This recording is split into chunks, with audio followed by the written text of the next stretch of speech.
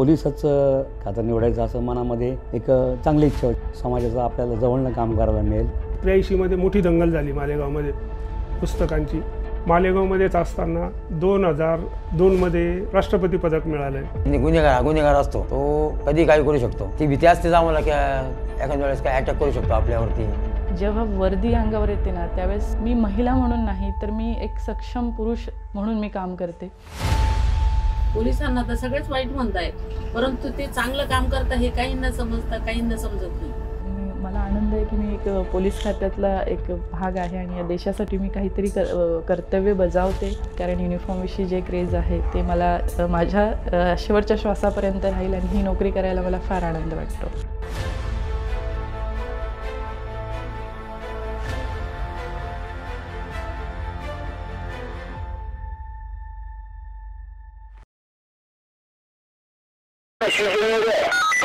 Revolution